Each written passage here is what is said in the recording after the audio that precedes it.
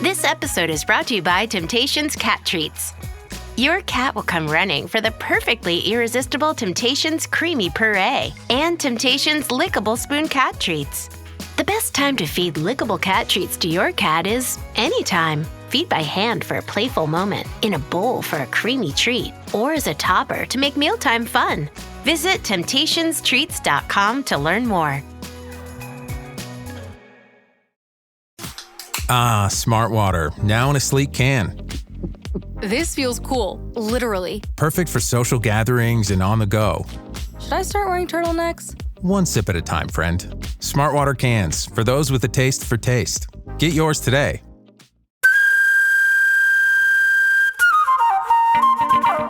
Well, ladies and gentlemen, it's this time of the week that we like to say, Welcome to Eejits of the World!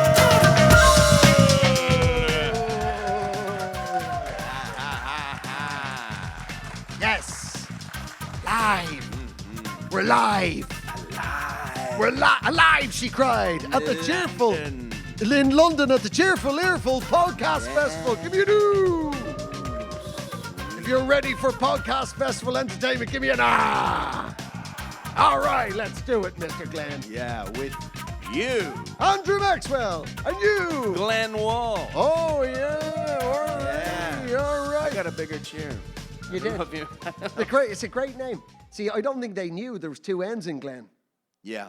Yeah, that's quite the often. real strength. People are really impressed when they find out. The second N. A lot of people think it's superfluous. Well, I've actually got it down to two. I had three for the longest time, but...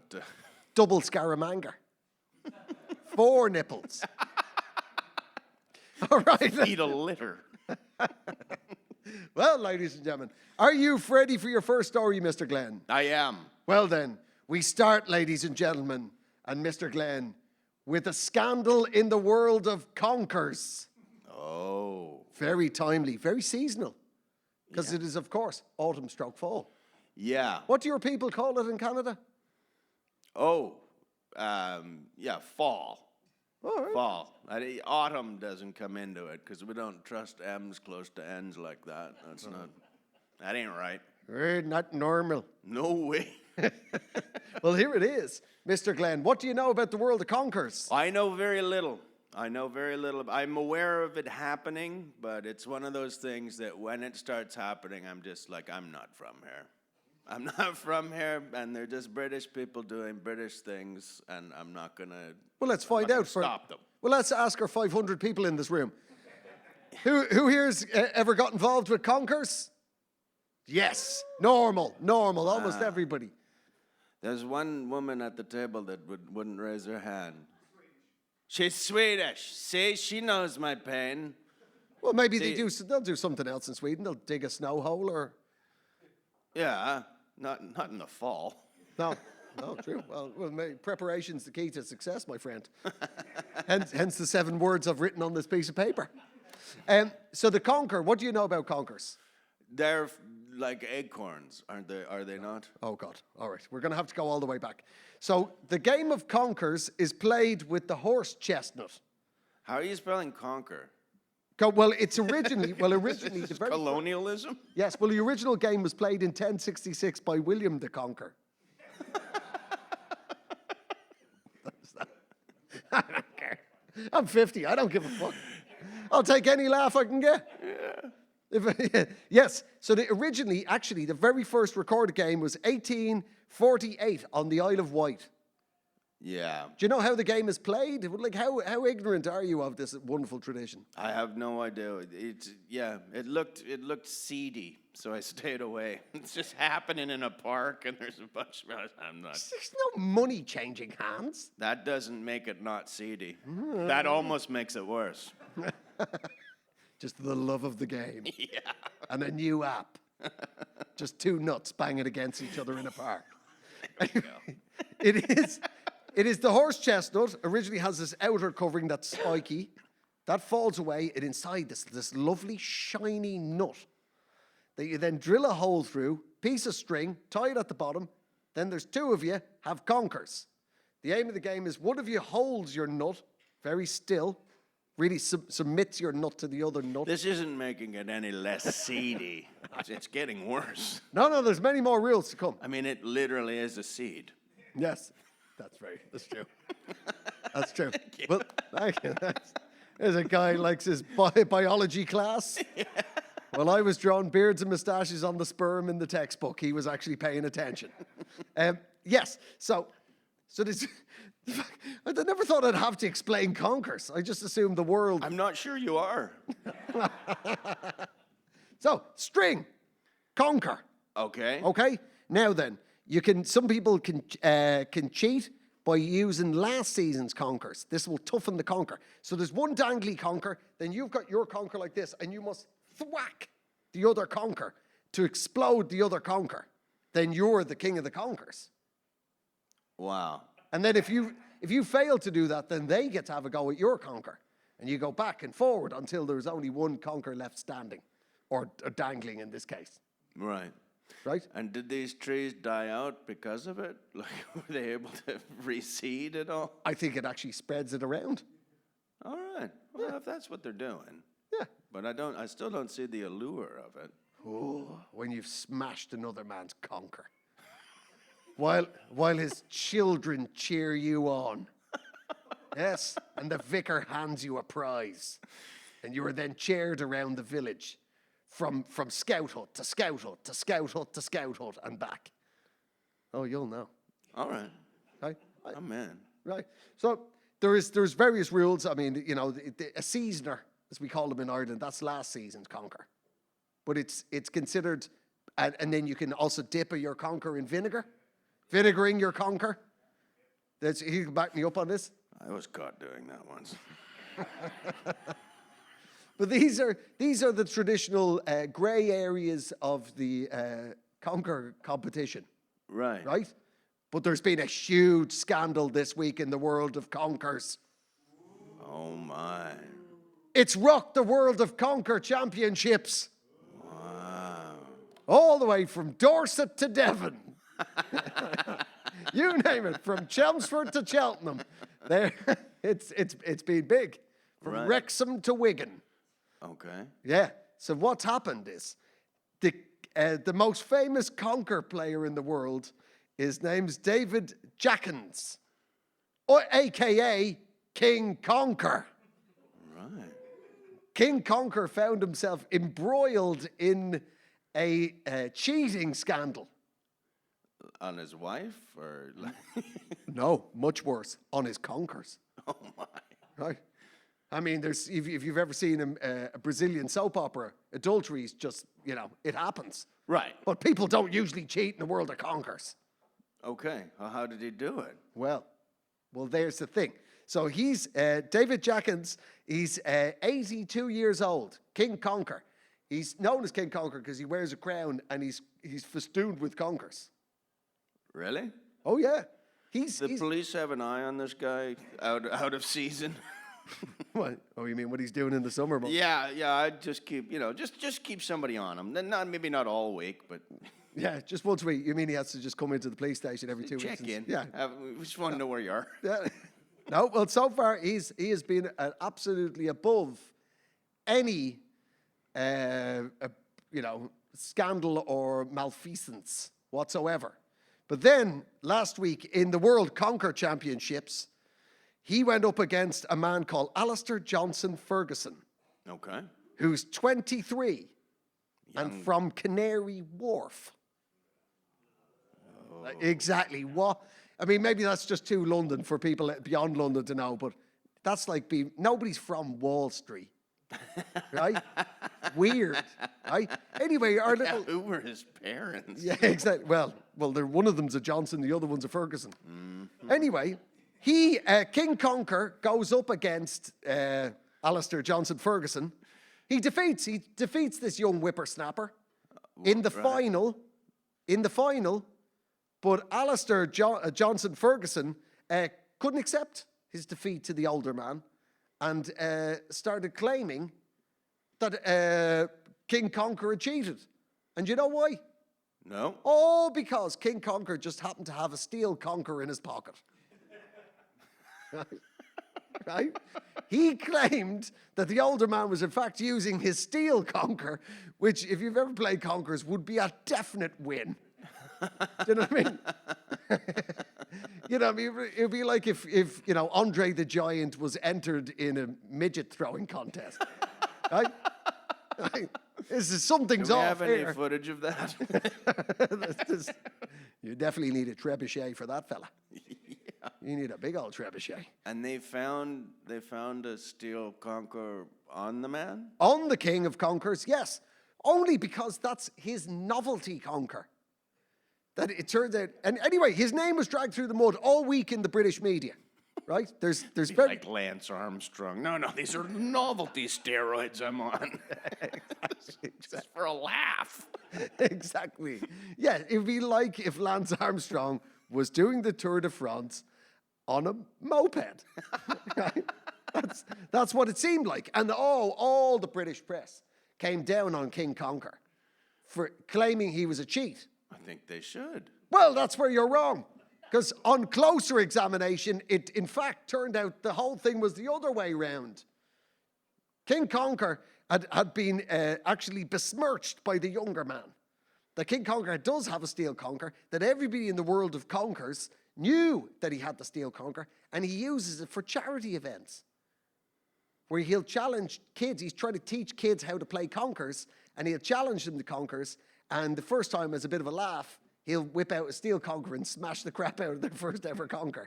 And then you go, ha ha, it's a steel one, only messing kids. Right. Right? I'm still not comfortable with him being around the children. Anyway, it turns out, right? So it turns out that your sympathy will shift, I believe, to King Conker. I don't know. He's got an acorn hat. It's not right. He's a normal crown, right? He's King Conker. Oh, it's a crown. Well, fine. A crown of conker. We'll leave the kids with him all day. Well, he's got a steel conker. He's got his own things to play with. Now that he's King Conker, right? Turns out this year, the Conker Championship, which he won, despite all this besmirching from Alistair Johnson Ferguson, turns out King Conker had been competing in the competition since 1977. He'd been trying to win the competition for 46 years and had never actually done it. And he'd finally won. And Mr. fucking Canary Wharf shits on his parade.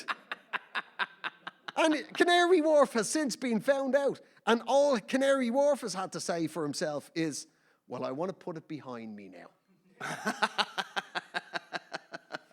There's no justice in this world, is there? No. Wow.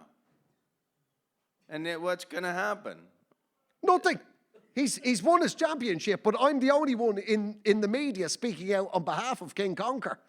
Everybody else is still, buying into fucking Alistair Johnson Ferguson's fucking narrative.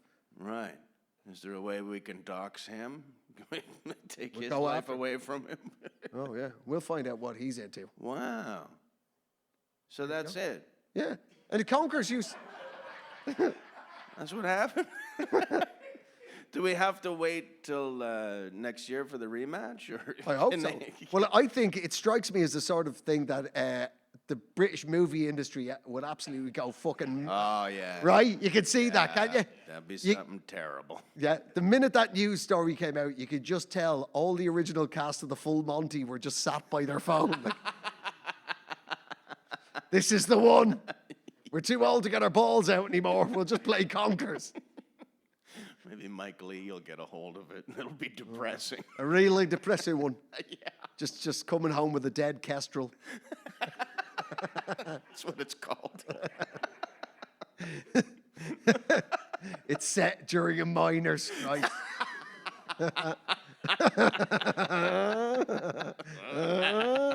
Not the kind the king was looking for. Yeah, I know. You had to do something. But conkers used to be massive in North America. Well, I don't know about that. No, I do. I do, because I've clearly done a lot more research into this than you, almost to the point of mania. So, King Conker, conkers used to be played widely in the New England region of America.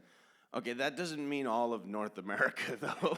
Yeah. But it's where all the Mayflower docked. Yeah. Oh, we took over the whole place. Yeah, it's not all of North America. No. But it's most of the readers. Yeah. Yeah, no. But you know, Hey, wait a second. That's not where I'm from. hey, there's a genuine theory, right? This is God's honest truth. There's a genuine theory that the last recorded game of conkers in America was in 1981. And the genuine sociological historical theory of why conkers died out is because that's the year Donkey Kong came out. And here's the... I just have visions of John McEnroe complaining to the referee about a steel conker. Wow, Donkey Kong killed conkers. Donkey Kong killed Conker. Oh, yeah. Sounds like something actors would say to warm up. Yeah, just an opera singer. 10 minutes beforehand. You finished bullying your assistant. Yeah. It's now to drink some lemon tea. Donkey Kong killed conkers. Donkey Kong killed the conkers. Wow. Yeah. Wow. That was a lot of information there. Yeah. That's because I really care about it. Yeah. And how was your conker game? Pretty mid. I mean, I'd say like... You can't use new slang. Not with this. You should have had to put on pantaloons to answer that question. just breeches. Well, let me tell you. Grabs his lapels and crows about it. Yes. Well, sadly, that my conquering was mid-range, Right.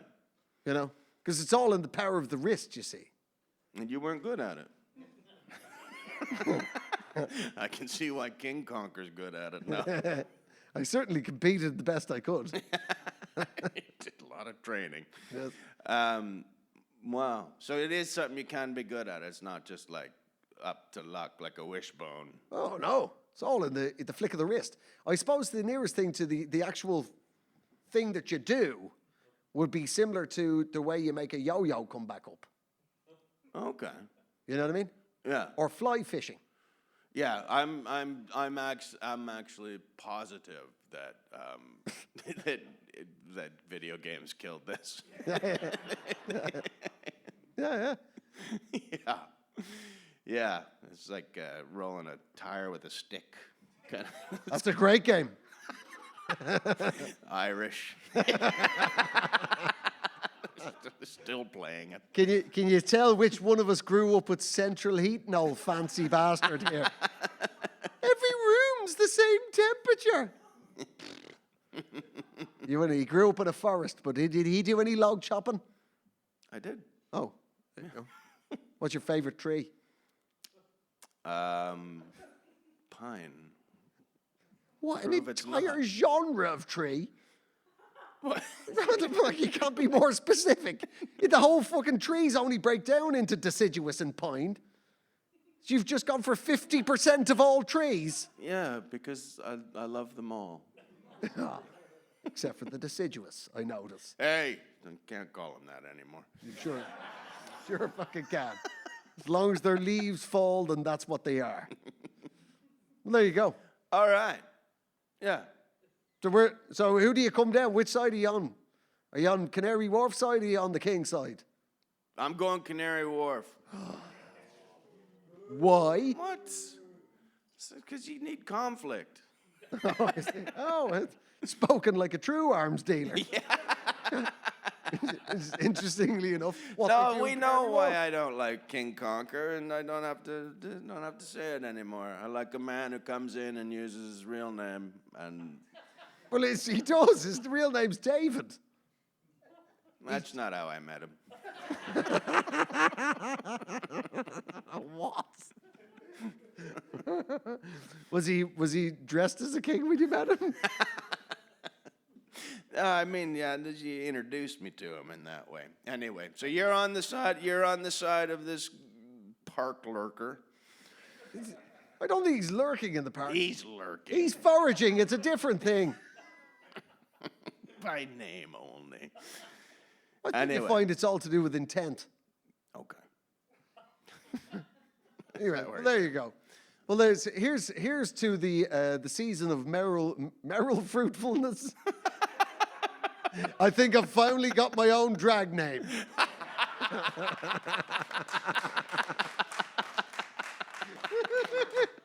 Out there swinging his conker around. I only perform between October and November. That's it. Very much a seasonal drag act. Yeah.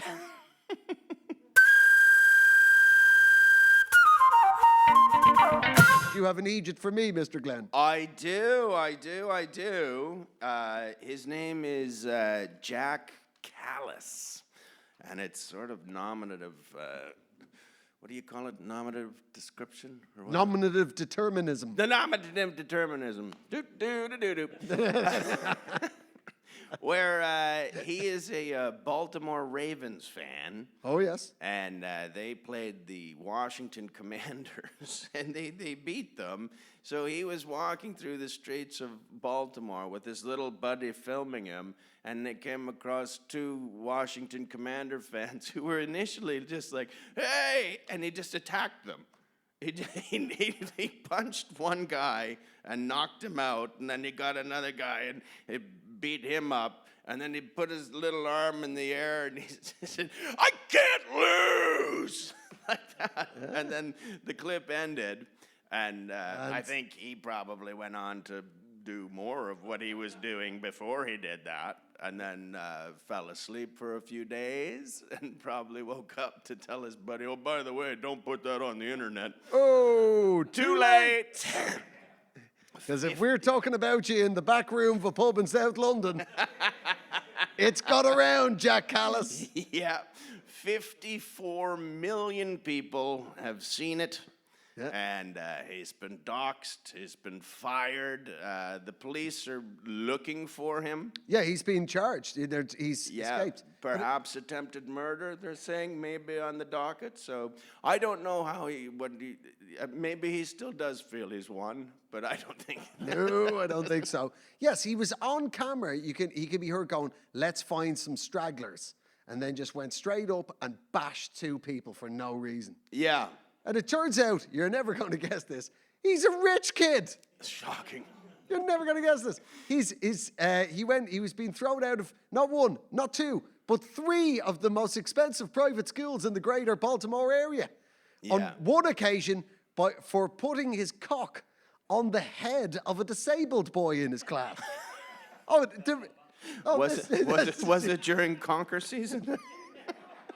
Sadly, no, because Donkey Kong put an end to that. All those healthy pursuits. Yeah. All of this is mental. Because Baltimore, for those who don't know, maybe you watch The Wire, it's an amazing, amazing TV series. Baltimore is one of the roughest port cities on the east coast of America. It is. It's basically the Liverpool stroke Glasgow of all in one. All in one. And this guy, Jack Callis, managed to be violent in the richest neighborhood in the whole of Baltimore. It's called Federal Hill. It'd be like the equivalent, in perspective, it'd be the equivalent of doing football hooliganism in Knightsbridge. It's weird. Just bashing people outside Harrods. Yeah. Really weird. Yeah. Well, and I felt for the two guys, too, just in that, nobody deserves to be attacked. But they're also wearing Washington Commander T-shirts. That's what singled them out to them. And they've just changed their name. They used to be the Washington Redskins. And obviously, in today's day and age, you cannot call your team the Redskins. Nope. But you could see they kind of had that, we're no longer on the side of the culture wars. We've got the new shirts. Nobody's going to, hey, here comes a guy to congratulate us. Now, bang. And it's weird. So they've got now the most politically correct name in American sport, the Washington Commanders, and they got beaten up for no reason by a fan of the only team in American sport named after a poem. I know. Poe is their mascot. Yeah. A big Edgar Allan Poe head. That's why the Baltimore Ravens are called that. It's for the the Quote poem "The Raven," and that's because Edgar Allan Poe died in Baltimore, and that's why they gripped to him. There's lots of people have died in Baltimore. I know. Are you telling me their mascot is Edgar Allan Poe? Yeah. What, halftime at a Baltimore Ravens game? I don't think it's the same guy. No, I don't. Yeah, there's some voodoo involved in it. It's kind of witchy. I don't know. Oh, there's definitely, he's got syphilis in there. Hard to represent that with foam.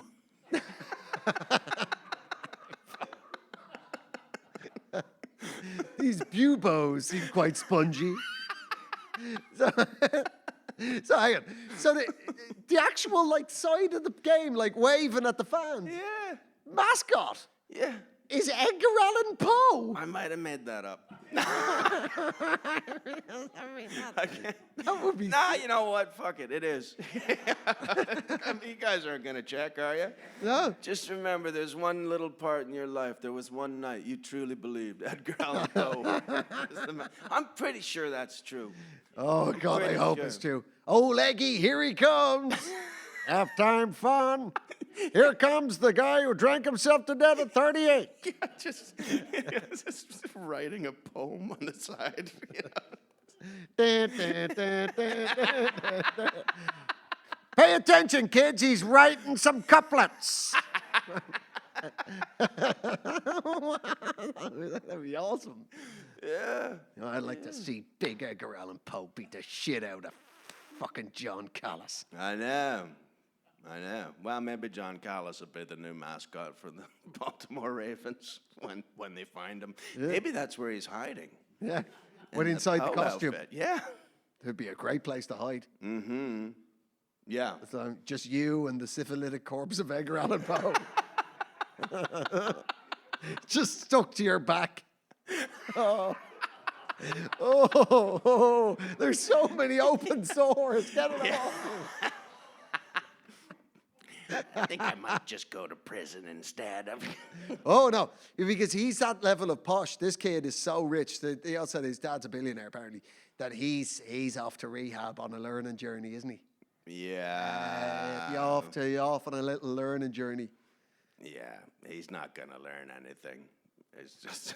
No. He's clearly prick all the way through, this fella. Yeah. He wasn't having a bad day. No, he seemed to be really happy to smash the shit out of people. It's also, you just don't really kind of think of, from this side of the world's perspective, you never think about American hooliganism. It happens. But isn't it usually like when somebody's teams won the pennant and they all just turn over a couple of cars? Yeah, that's sometimes organized crime, knowing. No, like they know that there's going to be a bunch of people excited, so quite often those riots aren't really based on the sports team. It's opportunist. But there was one. I read this book about in the 70s, the owner of the Cleveland Indians. He also had a brewery. And he wasn't selling many tickets to his baseball team, and he also had a big load of beer that was about to go off. So he decided to have a big promotion, 5-cent beer night. Every every beer cost 5 cents, and he sold out the stadium. Yeah. And they drank all the beer, and he said in retrospect his mistake was he didn't expect people to pregame as much as they were. So all these people were drinking and fucking like 70s drugs in the parking lot, angel dust. It's all they were out of their fucking minds. And they started trying to watch a baseball game while they drank all this beer. Yeah. And he said by the seventh inning, which is it's a 9-inning game, the game just had to be abandoned. Because people were like, when they run on the field and you have to wait to get them, they just couldn't get them off the field. People, and then a big fight started where some people wanted to watch the game and other people were just like ripping their shirts up. And they ended up attacking the away team, and the home team had to join them and defend. Like, so it was just baseball players against crowd fight. And it was abandoned at the 7th inning. Yeah, that's pretty good, though. Like, you've got the baseball teams all have baseball bats, so that's pretty fair. Yeah, I mean, like, to see it. Oh, man. It would be like Walking Dead live. Walking Dead. And Christmas spectacular. Take your kid. Yeah. There's no footage of it because it happened in the 70s, but it did absolutely happen. There's so many hangovers to tell. Yeah. There was over here. By the time I moved to England in the early 90s, there was still some serious football hooliganism going on, but the British police had got, and cameras were coming in. You couldn't really fight around the ground anymore. Yeah. Technology had moved on that they were getting, all the proper hooligans were getting banned from the grounds, but all the hooligans still wanted to fight each other, so they had to arrange fights. Right? I noticed because there was a guy that I knew was a West Ham hooligan, and he was staring lovingly at the phone. Please call back. Ring me, Gary. Fucking Darren, call me. Fucking Susan and Mary want the dinner. But it's just like, twirling the corner. Hello. But that's the thing, right? They would arrange to fight each other, usually in the car parks of motorway services. So but it would be like 2 tour buses would arrive. I saw it a couple of times, mooching my way home from like a weekend of gigging in Leeds or Birmingham or Manchester, and they would just be, and at this stage, even in the early 90s, these dudes were like, they'd been teenagers in the 70s. These were middle-aged men fighting each other. But what amazes me about it was just before the internet, I remember seeing this documentary where there was the top hooligan from each of the firms would would have to arrange each other. And they had this phone call, right, in this documentary where I don't know whether it was like Millwall and, Stoke-on-Trent. Right? And they're arranging it. It's the documentary there. And he's like, yeah, how many you got? He goes, 80. All right, we'll bring 80 as well. He goes, what are the rules? And he's going, bats, done. Knives, all right. Hammers, yeah. Right? And at the end of it, they've arranged, these 80 men are going to, 160 men are going to meet each other in a car park to fight each other with knives, bats, and hammers, right? But it's still a telephone conversation, so it has to end somehow, right? So they're like, I'm gonna meet you, I'm gonna fight you with knives, bats, and hammers. You all right with that? Yeah, all right then. See you next Saturday at 4:00. All right. See you later then. All right. No, you hang up. It was like that. No, you go, all right, bye then, bye. Bye, all right, bye. And when he hung up, he looked at, he was like, at the camera, he was like, I knew Darren would let me down. That's all. Well, the services, the roadside services, that the Watford Gap that's where all the bands used to meet. When they were touring, and that's where the Beatles and the Stones and the Who, Jimi Hendrix. Anytime you're in Watford Gap, that's where they wouldn't be like a swanky bar in London because it'd all be gigging. Yep. So yeah, the glamour of it all, sausage rolls and tea. They're awful. Yeah, they're not bad now, but fuck. Who the Beatles? Yeah. How bad now? Yeah, they got rid of the bad ones. Yeah. I'm a Ringo man myself. Yeah. I'd like that. Ringo I think he's just got to keep going. Like, yeah. I mean, he never had a stressful life, did he? No, he wasn't taxed. By all account, he didn't even play the drums.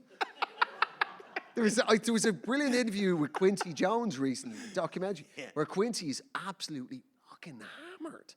And he was interviewed by his daughter, who is famous actress. Rashida. Rashida Jones. No, I'm no. not. No, that is her. No, name. I think there's two. There's another one who's an actress, comic actress. Yeah, she's in the Parks and Rec. Bang, fuck, there you go. That is her name, by Yeah, the way. yeah. So she's interviewing him, right? And he's spilling the beans on who was closet case, who was actually gay, who was doing everything. Like he's all of it. And he gets to a bit where turns to talking about the Beatles. And he goes, man, I love Beatles, man, a great band. Ringo, and they were like, she was like, who's your favorite? And he goes, Ringo.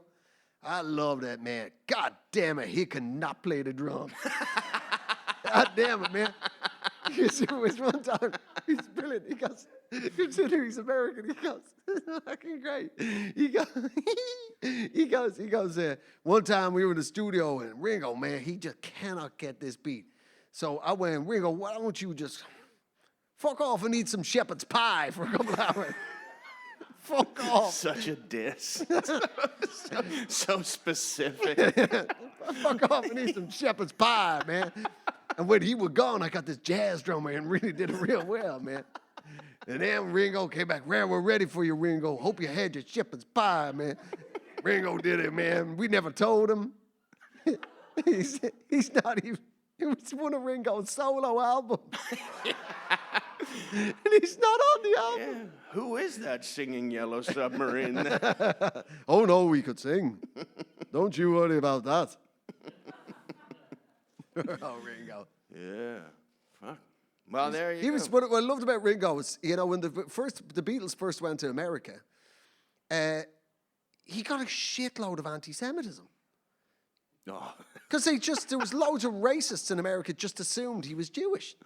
Wow. Right? And it was this brilliant documentary. There was all this hate mail. This is around the time, you know, John Lennon gone, we're bigger than Jesus, and every redneck in America went fucking nuts. And it was crazy security, and that's, you know, one of the reasons the Beatles stopped performing live and all the rest of it. And Ringo, this documentary was just constantly getting, dead, we're gonna kill you, Jew. Wrote these letters and shit. And Ringo was like, I'm not Jewish. I don't know. I don't know why people say it. But the amazing thing was, he was so oblivious to it. For years, all this death threats, we're going to kill you, Jew, were being sent to Apple Records, and Ringo didn't clock it. He was completely oblivious to the hatred.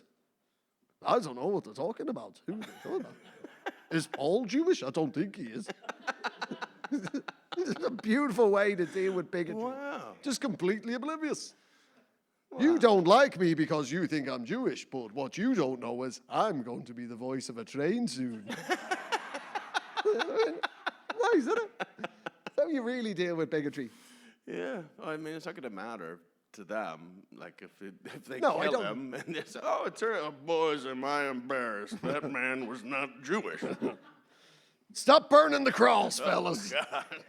God damn it, I am so glad I got this robe over my face today.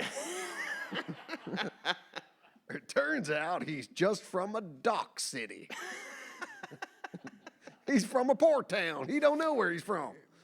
Who knows? Who cares? Maybe. Maybe. All we know is that he loved a shepherd's pie. Yeah.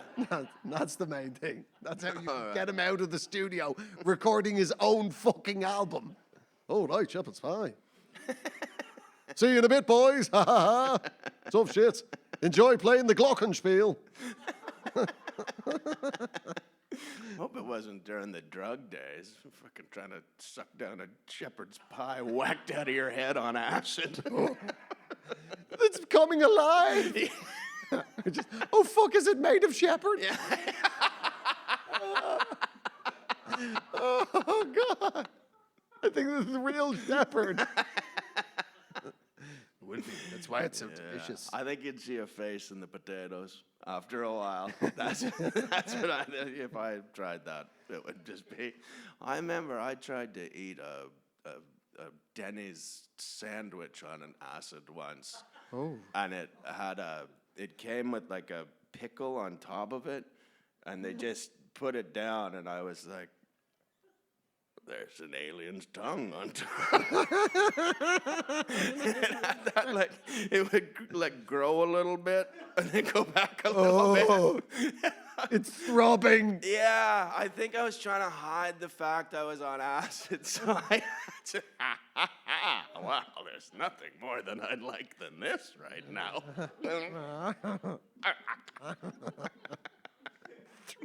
The throbbing, dismembered aliens. Yeah. Oh, I like them deep fried myself. Yeah. They're not bad once you get over what you're doing. That could be said about anything. Yeah. Like cheating at conkers. Right.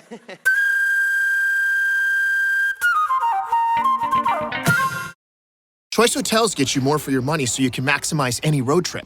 Like these road trippers making waffles and eating fresh fruit in their natural habitat. The breakfast area at a Comfort Inn. I just love seeing a vacation maximized in the wild. Check into more. Book direct at choicehotels.com. Are you ready, Mr. Glenn, for our third fucking Egypt? I am, Andrew. Well, who do you have? So here we go, ladies and gentlemen. Our third Egypt on the inaugural Egypts of the World at the Cheerful Earful Podcast Festival is Russell Brand. Yeah. Oh, yeah. Staying within the line. Staying within the line. For the listeners at home, a lot of people are nodding right now, along with our estimation. Anyway. Yeah, you all know Russell Brand. He was in Despicable Me 2. Well, it's not the only Despicable Me 2 he's ever been in. All right. That one might come out, but on the night. All righty. So, Russell Brand has, to quote, this is a quote I found, somebody describing Russell Brand it was the US Today newspaper described Russell Brand this week as former actor turned conspiracy theorist and all-round piece of work. That sounds like an autocorrect right there. I've never seen that word corrected to work. Anyway, so the reason why Russell Brand's in the news this week is he's been selling amulets. That's who I'd go for all my amulet needs. Yeah. So he's selling these, he put out on TikTok, he's selling these amulets that are meant to protect you from evil and, which you think that would be enough. An amulet that protects you from evil. What more do you need? But it's apparently selling these amulets that protect you from evil and airport Wi-Fi. Which is the only, there's evil, airport Wi-Fi genocide. There's it's your order of badness. And you received the ad over the internet then? Yes, yes. If it's a TikTok. Yes, many people have pointed out that he was using a Wi-Fi enabled camera. Anyway, he is selling these amulets for £188 sterling, which works out at 244 US. Well, that's actually not bad. Yeah, but that was it. See, that was my thing was, hang on, I smell a rat here. That's not something's not right here. Who could sell such a powerful amulet at such low prices? Right? This guy, you know what I mean? He is selling new Bond Street quality of amulets at Warlock warehouse prices. Well, are this season's amulets coming in and these are last season's? God, that could be true. These could be summer amulets. The summer amulets. He's flogging off his summer amulets because, obviously the autumn. Yeah, and you just hold on to them until next summer. No, that's not how it works. You need an autumn amulet. Because obviously all the demons come out around Halloween. Oh, I forgot about the demons. Which are Wi-Fi enabled. Right? The minute a demon gets your password, right, you're fucked. Now you've got demon in your router. Oh, God, I'd hate to see what a demon would do to my algorithm. Probably clean it up a bit. This guy really likes sport. The police are really worried about him. There's no porn in there at all. Yeah. This seems like a cover story, sir. No, it's just what I do. Just what he likes. It's just he's out there in the woods with his wooden conker. Yeah. Yeah, that's it. He's got his Wi-Fi enabled amulet. He's fighting evil. Yeah. There was amulets. If that amulet kept evil away, he couldn't. Like, how could there would have to be a picture of it that he held up. We think he's got to turn the other way around. Yeah.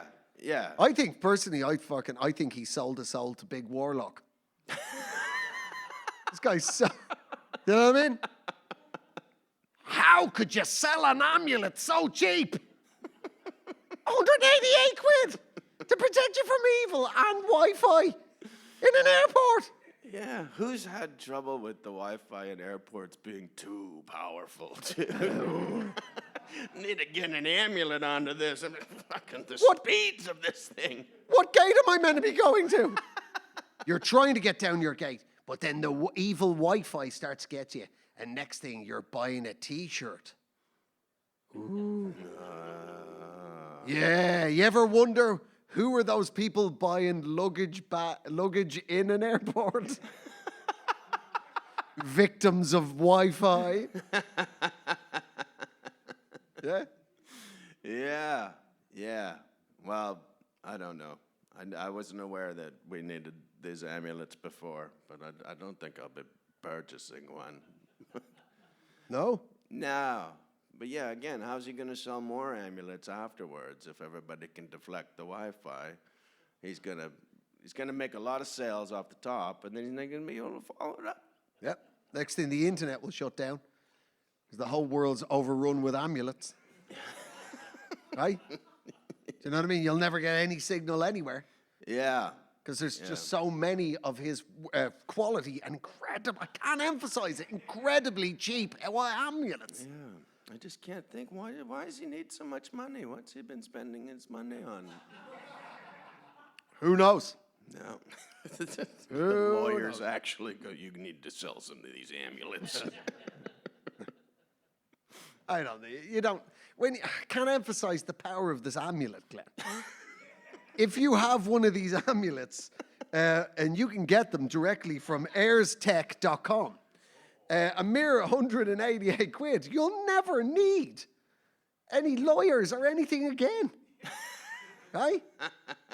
People can't snitch on you on Pop Bitch if they haven't got Wi-Fi. I think that's his plan. That's his plan. He's trying to get. I don't think so, Glenn. I think you're judging the man too harshly. I think he has just found, just through good fortune, a connection to one of the finest amulet makers in the world. And he just wants other people to know just how great these amulets are. Of course. I feel bad. You shouldn't feel bad, Glenn, because I have for you. Nah, sadly, I'm not made of amulets, man. I'll tell you what, when I'm done with my amulet, you can have it secondhand. Oh, gross. What Used amulet. My own. Really? You think you deserve a new amulet, do you? You know. I do. Thank you. I think you're being very good, Mr. Glenn. Yeah. You deserve an amulet. Okay. But maybe you want to start off with something else first. What would you have? If you had to have something hanging around your neck, I mean, other than the pelt of a recently slain deer. He's Canadian, you know. That's what they do. Yeah. They get drunk and they hit deers in their car. I once hit a deer at Christmas time. See? Literally every Canadian has I hit a deer story. Yeah. And it always happens between Thanksgiving and New Year's. Yeah, and the car pulled over to see what had happened. It was on Christmas Eve, and I was just like, I hit a deer, and the little kid in the back went, "It's not Rudolph, is it?" And the car just pulled off, and I was looking at the dad. I'm like, I hope he doesn't use that as a, well, you kids saw what happened. So. He's just dead in the front seat. Looks like all toy money's going on Canadian Club again. It already had. Papa's getting himself a 6-pack of Sleeman. Now then, that brings me to the weird twist in the amulet story. All of that was completely false. Yeah. A British celebrity, obviously, finds an incredible source of amulets. Why wouldn't he want the world to know about these amulets at low, low prices, 188 quid? Do you know who the other global celebrity is that is selling these amulets? Like Coke and Pepsi? Like there's two different amulets doing the same job? No, same amulet. Oh, okay. Two celebs. So you've got Russell Brand. Is there anybody else shamed in the... Is there anybody else desperate for money too? Well, we're all desperate for money. Yeah, in this economy, could be anybody. Who is it? It is none other than John Tavares, the alternative captain of the Toronto Maple Leafs. John Tavares. How weird is that? It's so odd. Do you know that he was the captain of the Maple Leafs, and this year they took it off him and made him the assistant captain? And it's sort of like in the sports world, it's like, well, that's weird. Like, why? He was the captain of the team, and now we know. He's an amulet salesman. Yeah. I mean, you can see Brand with all his woo woo woo woo woo woo. Yeah. But I never really thought of a professional ice hockey player as, a hippie fanny. No. Right? Do you know what I mean? Yeah. You can see Brand skipping his way through the tents of Glastonbury, sniffing out the vulnerable. Vulnerable to amulets at low, low prices. But you'd never think of an ice hockey player as being an amulet salesman. No, I don't even know how you'd clear that with the team. Like, everybody comes back from their summer break. So, what did anybody get up to? Anything interesting? I made a commercial with Russell Brand. I don't know if No, with them. No. Oh, okay. No. I'm Russell Brand. I'm I'm John the Tavares. band, and he's John Tavares. Of fame in the Maple Leafs. That's a real slap shot of an amulet you got there, Russell. Is he one of those guys? What is he like? No, he's just a normal guy. He's a bit boring. Until now. Yeah. Was boring, but through the power of amulets. Yeah. Well, do you know what? He's had concussion problems, and now now it's starting to. Yeah. I got an amulet the size of a hockey puck. And now I can remember back all the way last weekend. I remember who we played. Yeah. That's what I mean. Concussion in a sport where you already wear a helmet is some serious concussion. Yeah. I think we've solved this crime. Well, there you go. Ladies and gentlemen, what we're saying is, what are we saying? I think what we're saying is, thank you very much for joining us at Thank Eejits you. of the World. Yes, you've been absolutely. Thank you. Well, what we're saying is, get out there, ladies and gentlemen, play conkers. Play conkers. Don't attack people in the street. Yeah. And God damn it, get one of them amulets. Get an amulet. 188 quid. How Life's could you hard. not buy one? Life's hard. Get an amulet. Somebody called the ambulance. Oh, that's what it was. Maybe John Tavares. Look, I need an amulet. Jeez, he took a headshot. I could get him an amulet. I need an amulet to take me to the hospital. I need an amulet. Oh, well.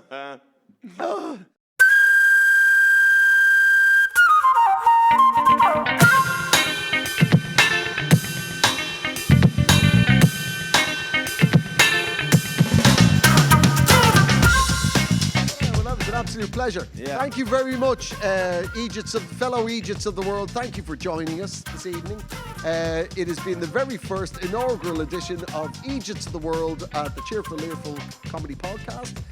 We're on all the social medias, aren't we, Mr. Glenn? We are. On all of the social medias. If you're on any of the social medias, please follow us, like and subscribe. write some shite underneath. The robots love that. The robots love it. It has been a Pod People production. Yay! Woo! Woo!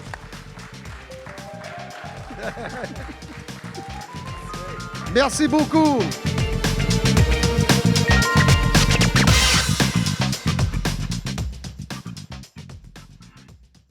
Pod People.